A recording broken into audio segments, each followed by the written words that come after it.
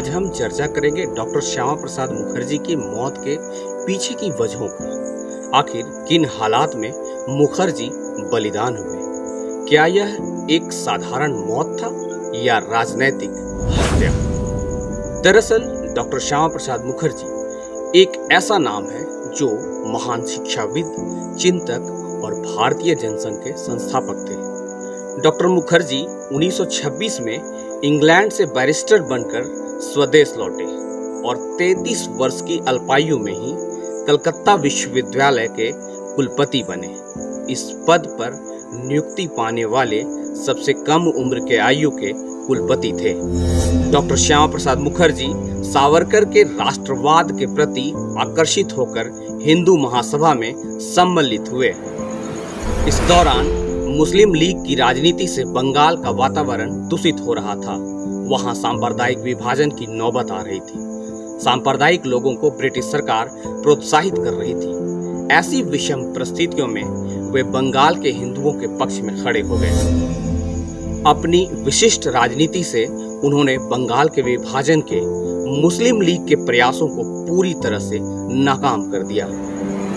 अगस्त 1946 में मुस्लिम लीग ने जंग की राह पकड़ ली और कलकत्ता में भयंकर बर्बरता पूर्वक अमानवीय मारकाट व नरसंहार हुए। गांधी जी के अहिंसावादी नीति पर उन्होंने कहा, वह दिन दूर नहीं जब गांधी जी की अहिंसावादी नीति के अंधानुसरण के फलस्वरूप समूचा बंगाल पाकिस्तान का अधिकार क्षेत्र बन जाएगा। उन्होंने नेहरू और गांधी जी की तुष्टीकरण की राजनीति का भी खुलकर विरोध किया।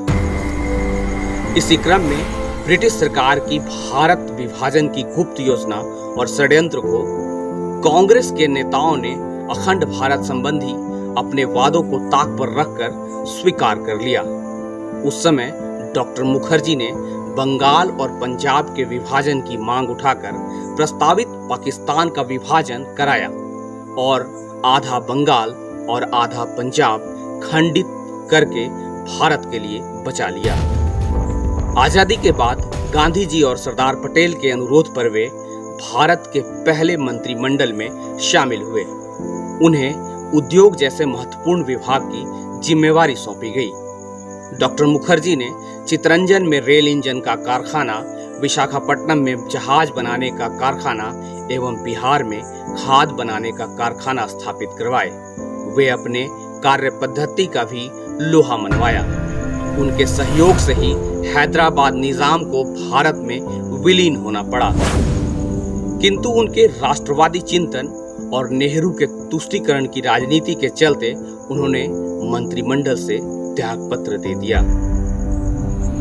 इसके बाद उन्होंने एक नई पार्टी बनाई जो उस समय विरोधी पक्ष के रूप में सबसे बड़ा दल था।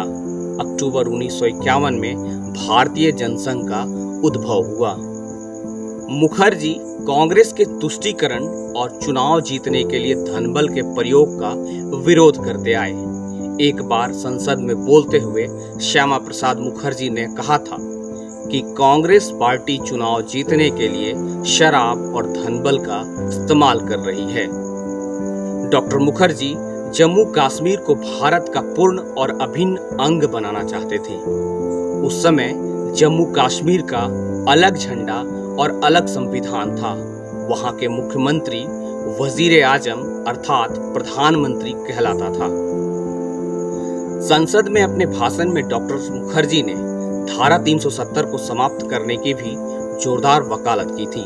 अगस्त 1952 में जम्मू की विशाल रैली में उन्होंने अपना संकल्प व्यक्त किया था कि या तो मैं आपको भारतीय संविधान प्राप्त कराऊंगा या फिर इस उद्देश्य की पूर्ति के लिए अपना जीवन बलिदान कर दूंगा।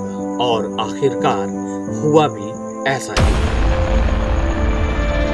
वे इस बात पर दृढ़ थे कि एक देश में दो निशान, दो विधान और दो प्रधान नहीं चलेंगे। उन्होंने तत्कालीन नेहरू सरकार को चुनौती दी तथा अपने दृढ़ निश्चय पर अटल रहे। अपने संकल्प को पूरा करने के लिए वे अटल बिहारी वाजपेयी, वैद्य गुरुदत्त, डॉक्टर बर्मन और टेकचंद आदि को लेकर 8 मई 1953 को बिना परमिट लिए जम्मू के लिए कूच कर गए। सीमा प्रवेश के बाद उनको जम्मू कश्मीर सरकार द्वारा गिरफ्तार कर नजरबंद कर लिया गया।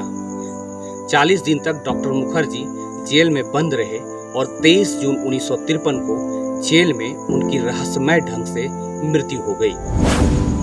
मौत में किसी साजिश के संदेश को समझने के लिए एक बार हमें इतिहास में जाना होगा।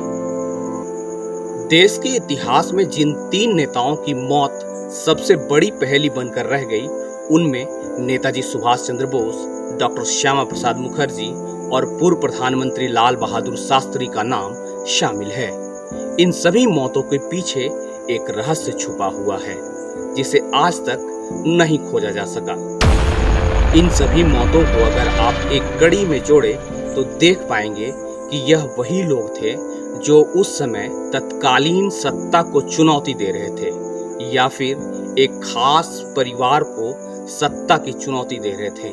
मुखर्जी भी कम समय में विशेष प्रतिष्ठा प्राप्त कर चुके थे। 2004 में अटल बिहारी वाजपेयी ने श्यामा प्रसाद मुखर्जी की मौत की वजह नेहरू कॉन्स्पिरेसी को बताया था।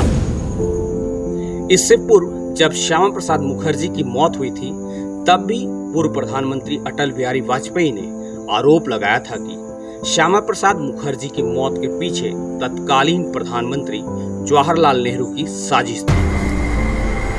ऐसे ही कोई और किस्सा देखने के लिए मेरे चैनल को सब्सक्राइब करें और फॉलो करें। वीडियो अच्छा लगे तो शेयर जरूर करें। धन्यवाद। मैं हूं रंजीत चंद्रवंशी। जय हिंद, जय भारत।